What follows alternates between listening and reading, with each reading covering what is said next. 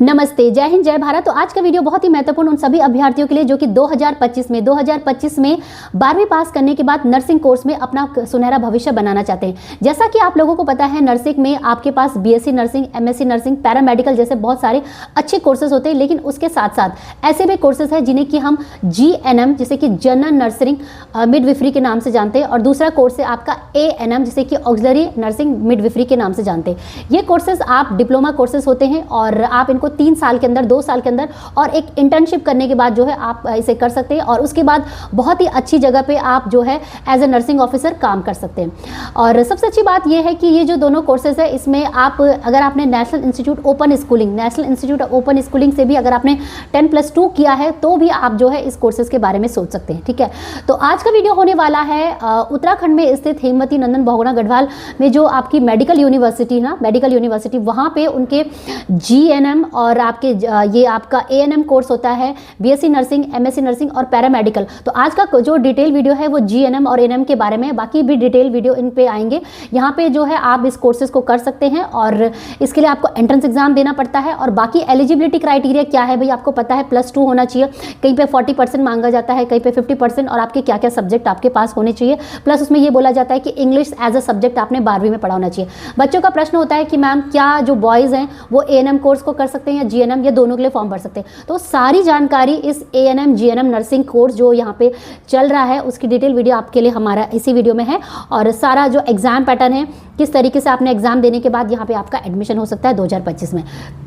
तो चलिए स्टार्ट करते हैं अपना आज का वीडियो। बाकी चैनल पे नए तो सब्सक्राइब कर ही लीजिएगा शिक्षा जगत की तमाम खबरों के लिए, पढ़ने लिखने आगे बढ़ने के लिए। और बाकी किसी को कोई डायरेक्ट करियर हेल्प चाहिए कि 12वीं के बाद आपने कौन सा करियर परस्यू करना है, तो आप 399 रुपीज़ पे करके आप हमारे साथ करियर अपॉइंटमेंट बुक कर सकते हैं 9906161501 पे। तो चलिए स्टार्ट करते हैं अपना आज का वीडियो। जान लेते हैं उत्तराखंड में स्थित मेडिकल यूनिवर्सिटी में चलाए जा रहे जीएनएम और एएनएम नर्सिंग कोर्सेज के बारे में। तो प्यारे बच्चों, सबसे पहले तो आप ये भी समझ लीजिए कि ये दोनों जो कोर्सेज है अपने आप में बेहतरीन कोर्सेज है। इसमें जो केवल फर्क आता है आपका मिडविफरी का आता है। देखिए, वैसे इसमें लिखा है जीएनएम जिसे कि हम जनरल नर्सिंग मिडविफरी के नाम से जानते हैं, एएनएम जैसे कि ऑक्सिलरी नर्सिंग मिडविफरी के नाम से। तो मिडविफरी जहाँ पे भी आता है उसका सीधा सीधा मतलब होता है आपका चाइल्ड केयर और मदर केयर से, यानी कि ये बेसिकली जो प्रेग्नेंट वुमेन्स होती है और वहाँ पे जो उनकी नर्सिंग केयर होती है ना, उससे रिलेटेड जो है आपकी बेसिकली यहाँ पे इसमें पढ़ाई कराई जाती है। ठीक है, तो ये नर्सिंग जो बेसिकली इनका टेक केयर होता है, स्पेशली इन्हीं एरिया का स्पेशलाइजेशन इनका होता है। बाकी आगे डिटेल में देखते हैं एलिजिबिलिटी, कौन कौन इस फॉर्म को भर सकता है। ठीक है, तो प्यारे बच्चों, सबसे पहले आप सामने इस पीडीएफ को देखिए जो कि उत्तराखंड राज्य कोटे की सीटों के लिए जिस परीक्षा की हम बात कर रहे हैं, उत्तराखंड एएनएम और जीएनएम नर्सिंग प्रवेश परीक्षा 2024। तो ये 2024 में जारी किया गया था। और जैसा कि आप लोगों को पता है कि HNB Uttarakhand medical university Dehradun के अंडर में ये जो है ये सीटें आपको मिलेंगी। और 2024 के साथ साथ 2025 में भी कुछ इसी प्रकार का जो है पीडीएफ और जो सूचना है आपकी नियमावली आपको देखने की मिलेगी। इसमें कोई बहुत बड़ा बदलाव नहीं होगा। तो बेसिकली हमारा फोकस होगा कि एग्जाम पैटर्न क्या होगा, किस तरीके से आपने तैयारी करनी है और कौन कौन बच्चा जो है इस फॉर्म को भर सकता है। तो उसके लिए जो इनका पॉइंट नंबर 3 है ना, यहाँ से हम पढ़ना शुरू करेंगे। पॉइंट नंबर 3 में ही जो है इनकी एलिजिबिलिटी क्राइटेरिया और योग्यता है, कौन बच्चा जो है इसे भर सकता है। ठीक है, तो देखो इसमें सामने लिखा हुआ है, ध्यान से पढ़िए, समझिए। उत्तराखंड एएनएम एवं जीएनएम नर्सिंग प्रवेश परीक्षा 2024 में सम्मिलित होने हेतु अहर्ताएं यानी कि योग्यता। सबसे पहले इसमें ये कि आप अभ्यर्थी भारत का नागरिक हो, अभ्यर्थी चिकित्सीय स्तर पर स्वस्थ होना चाहिए, और आयु सीमा जो है आपके इसमें 2 आयु सीमा है, एएनएम के लिए अलग है और जीएनएम के लिए जो है वो अलग है। देखिए इसमें लिखा है एएनएम हेतु अभ्यर्थी की आयु दिनांक 31/12/2024 को, यानी कि 2024 से पिछले साल की बात कर रहे हैं, 17 वर्ष होनी चाहिए। तो चाहे आप 2025 में भी भर रहे हैं, 2025 में भी आपका ये होगा कि आपका जो है आपका 17 वर्ष आपके पूरे इसमें दिसंबर में हो जाने चाहिए। ठीक है, दूसरा है जीएनएम हेतु परीक्षार्थी की आयु दिनांक 31/12/2024 को 17 वर्ष। तो एज का इसमें कोई प्रॉब्लम नहीं है, सिर्फ इसमें जो है इसमें महिला अभ्यर्थी और पुरुष अभ्यर्थी का कोई रोल है। एएनएम और LHV हेतु अधिकतम आयु सीमा नहीं होगी। ठीक है, समय समय पर INC के मान्यता एवं उत्तराखंड शासन के द्वारा निर्धारित नीति के अनुसार मान्य होंगे। तो INC आपको पता है कि ये जो नर्सिंग काउंसिल है उनकी गवर्निंग बॉडी है जो कि पूरे नर्सिंग कोर्सेज को देखती है। तो अगर उसमें कुछ बदलाव होते तो उन्हीं के अनुसार जो है इन एग्ज़ाम में भी जो है वो बदलाव देखने को मिलेंगे, ये उन्होंने बोला है। अब यहाँ पे दूसरी बात ये है कि एएनएम पाठ्यक्रम हेतु केवल महिला अभ्यर्थी आहर्त होंगी। तो ध्यान से देख लीजिए, जो बच्चे पूछते हैं कि मैम एएनएम में क्या पुरुष भी ले सकते हैं, तो उन्होंने साफ साफ बोला है कि केवल महिला अभ्यर्थी ही आहर्त होंगी एवं तथा जीएनएम पाठ्यक्रम में पुरुष अभ्यर्थी तो केवल 20% सीटें आरक्षित होंगी। तो जो एएनएम और जीएनएम का कोर्सेज है ना, तो जीएनएम में कोर्सेज में पुरुष को भी लिया जाएगा, लेकिन उसमें केवल कितनी % सीटें दी जा रही है, 20%। तो यही क्वेश्चन बच्चों का सबसे ज़्यादा पूछा जाता है, एक तो एज को लेके और एक आता है कि मैम क्या इसे बॉयज़ भी कर सकते हैं, तो ये मैंने आपको बता दिया, ठीक है।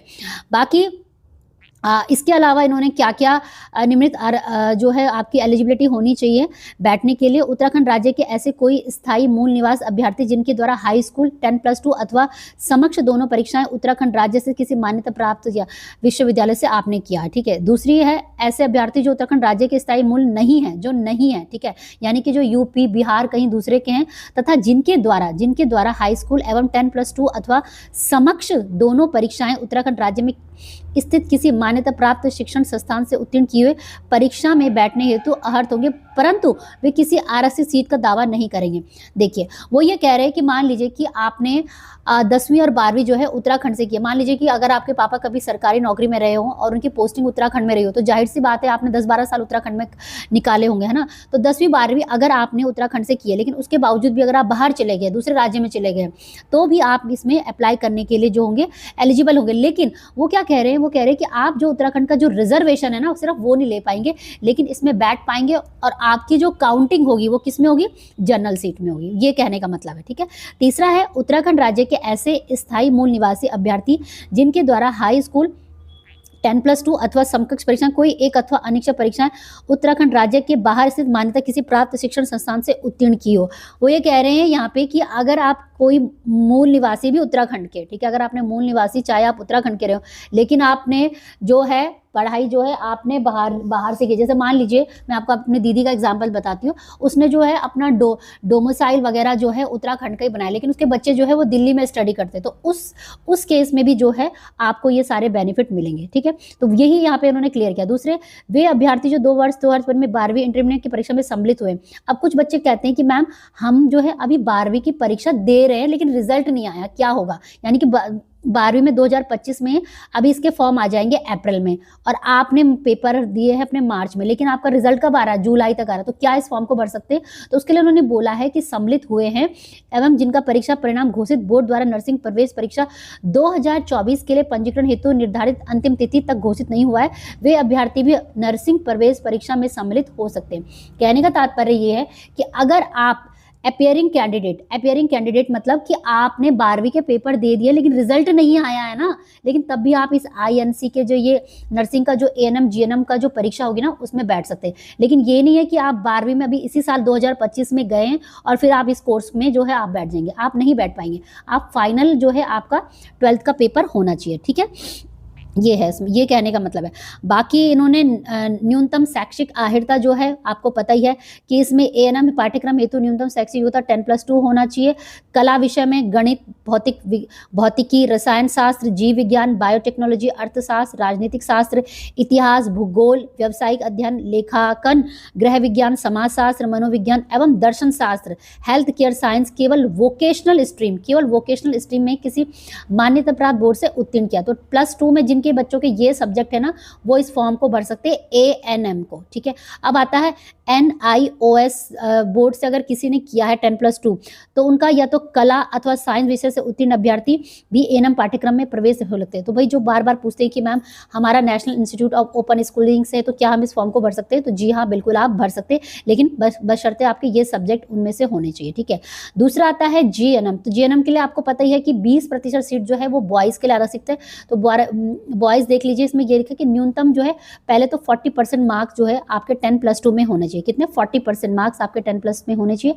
बाकी कला विषय, गणित, बायोटेक्नोलॉजी, अर्थशास्त्र, दर्शन शास्त्र, मनोविज्ञान, इतिहास, भूगोल, व्यावसायिक अध्ययन, लेखांकन, गृह और वैकल्पिक विषय के रूप में अथवा health care science vocational stream में किसी मान्यता प्राप्त बोर्ड से अथवा किसी भी बोर्ड से अगर आपने ये सब को किया है तो आप जो है मान्य माने जाएंगे, ठीक है। और अंकों जो आपकी 40% मार्क्स है ना वो औसत अंकों के साथ होनी चाहिए। औसत अंकों के साथ मतलब ये कि टोटल जो है आपका 40% होना चाहिए। ऐसा नहीं है कि किसी बच्चे ने तो भाई किसी एक सब्जेक्ट में 60% मार्क्स लिया और एक में सब में 33 लेके आ गए, तो उस केस में जो है आपका मान्य नहीं माना जाएगा। लेकिन एक चीज़ उन्होंने बोला है, जो भी आप GNM के लिए बैठ रहे हैं ना उनके साथ अंग्रेजी विषय से उत्तीर्ण होना जरूरी है, यानी कि आपकी 12वीं में जो है इंग्लिश होना जरूरी है। अगर आपने GNM 40% के साथ लिया है, भौतिक रसायन शास्त्र एवं जीव विज्ञान आपका है, ठीक है। तो ये आपका इन्होंने बताया है। बाकी वोकेशनल के लिए CBSE से 40% होना चाहिए। नेशनल स्कूल ओपन स्कूल का भी आप इन्होंने 40% बताया, ठीक है।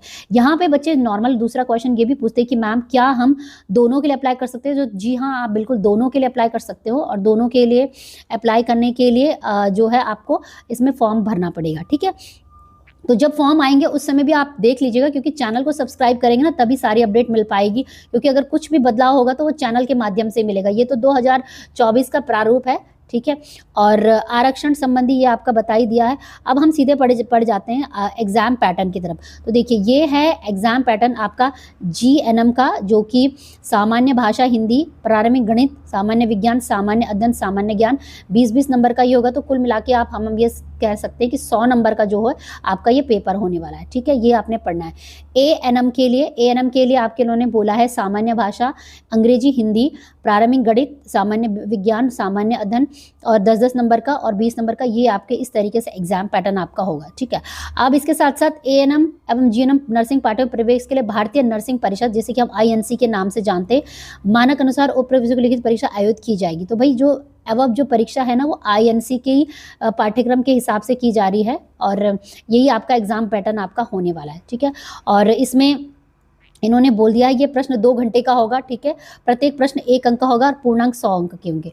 बाकी इन्होंने आपको डिस्क्रिप्शन मैंने बता दिया है कितने कितने मार्क्स के कितने होंगे। 20 यहाँ पे आप पढ़ सकते हैं, 20 सामान्य ज्ञान के प्रश्न होंगे, 40 प्रश्न होंगे, GNM में कितने प्रश्न होंगे। तो ये आप जो है PDF आप मेरे से ले लीजिएगा, हमारे टेलीग्राम चैनल जिसका कि नाम है टीचिंग एंड लर्निंग हब।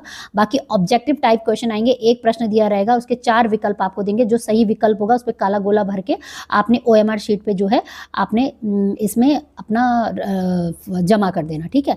तो यही है बच्चों आपकी इसकी मोटी मोटी न्यूज़। फिलहाल यही है कि जो ये आपका GNM और ANM का कोर्स होता है, ये बेसिकली आपका HNB गढ़वाल यूनिवर्सिटी की इस वेबसाइट को आप नोट कर लीजिए, HNBUMU.ac.in, ठीक है, HNBUMU.ac.in। और उत्तराखंड की जो ये सीटें होती है, आरक्षित सीटें, उनके लिए आपका ये कोर्स होता है।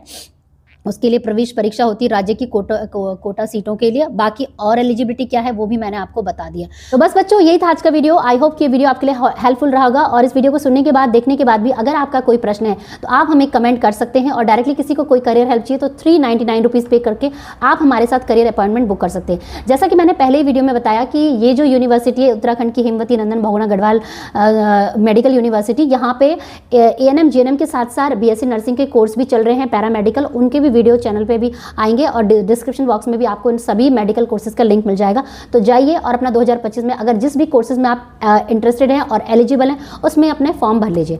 तो बस बच्चों मिलेंगे मेरे कुछ नए अच्छे इंटरेस्टिंग वीडियो के साथ। तब तक के लिए जय हिंद, जय भारत। बाकी शिक्षा जगत की तमाम खबरों के लिए, पढ़ने लिखने आगे बढ़ने के लिए आप हमारे चैनल को सब्सक्राइब करके जा सकते हैं। जय हिंद, जय भारत। धन्यवाद। सत्यमेव जयते। धन्यवाद। जय हिंद।